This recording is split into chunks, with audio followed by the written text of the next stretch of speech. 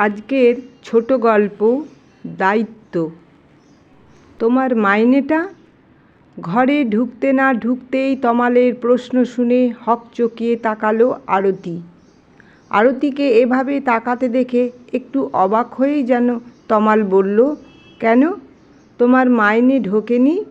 আমাদের তো আজকেই অ্যাকাউন্টে মাইনে ঢুকলো। ঢুকবে না কেন?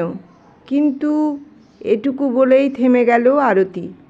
মাসখানেক মোটে বিয়ে হয়েছে তার, এর মধ্যে অকারণ ঝামেলা নিতে চায় না সে।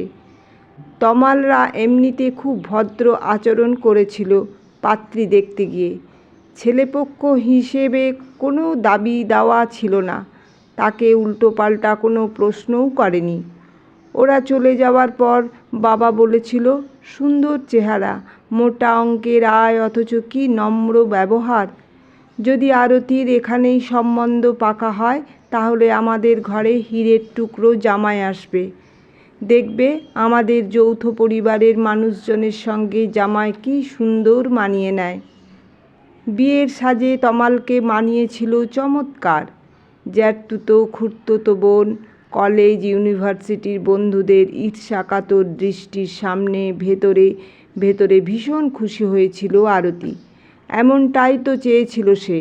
অবশ্য সেদিন ঠাকুমার আমলের সাবেকি গয়নায় সেজে আরতিকেও রাজরানীর মতো দেখাচ্ছিল।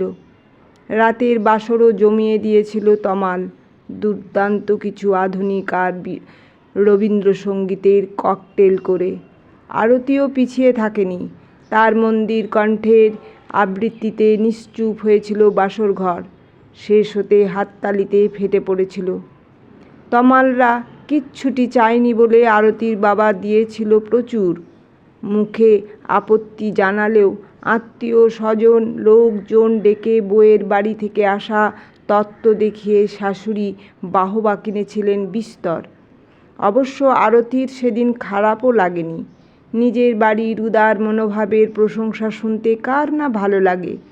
কিন্তু অমৃতের আড়ালেই লুকোনো গরলের সন্ধান পেতে আরতির সময় লেগেছিল বেশ কিছুদিন। এসব ভাবতে ভাবতে তমালের কথায় ঘোর কাটল আরতির। কিন্তু মানেটা কি বললে না? সংসার তো আমাদের দুজনের, আয় ব্যয়ের হিসেব তো আমাদেরই কষতে হবে। ভাবছিলাম হানিমুনে লাদাখ যাব, বুকিং টুকিংগুলোও তো সেরে ফেলতে হবে।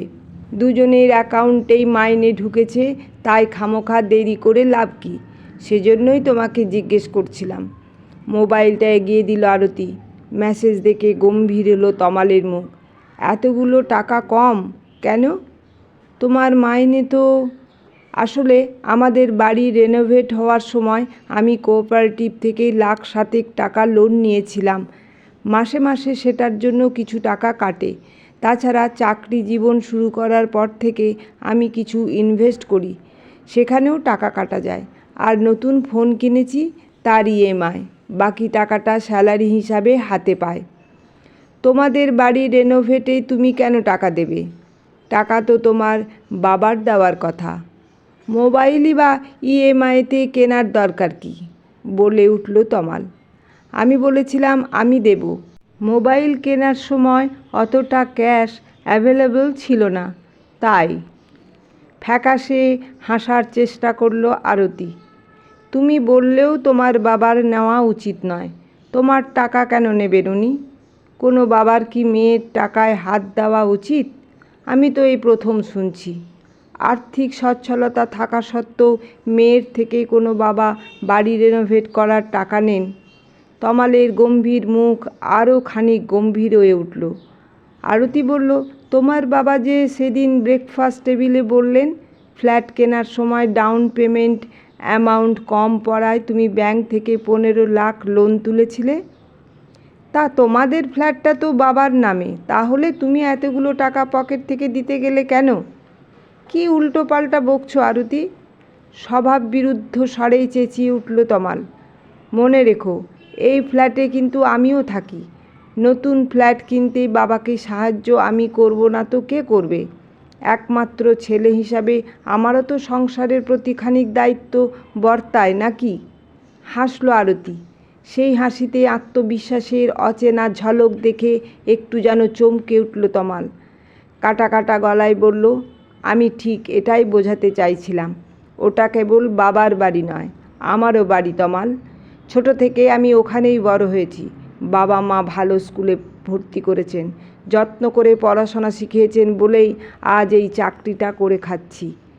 তোমার যেমন এক ছেলে হিসাবে বাবা মার প্রতি দায়িত্ব কর্তব্য রয়েছে, এক মেয়ে হিসাবে আমার তেমনি পূর্ণ দায়িত্ব রয়েছে আমার বাবা মাকে ভালো রাখার, আর যে কোনো মূল্যে সে দায়িত্ব পালন আমি করবই। গম্ভীর মুখে ঘর ছেড়ে বেরিয়ে গেল তমাল। ঘর লাগাওয়া অ্যাটাচ বাথরুমে ঢুকে শাওয়ার চালিয়ে দিল আরতি। ফ্রেশ হতে হতে ভাবল আবার একটা ঝড় উঠতে চলেছে। মনে মনে বলল, উঠুক ঝড়, প্রয়োজনে সামনে দাঁড়িয়ে মোকাবিলা করবে, কিন্তু কোনো মতেই পিছিয়ে আসবে না। বিয়ে করেছে বলেই মা বাবার দেখভালের দায়িত্ব কোনোভাবেই এড়িয়ে যাবে না সে, হাজার অশান্তিতেও নয়।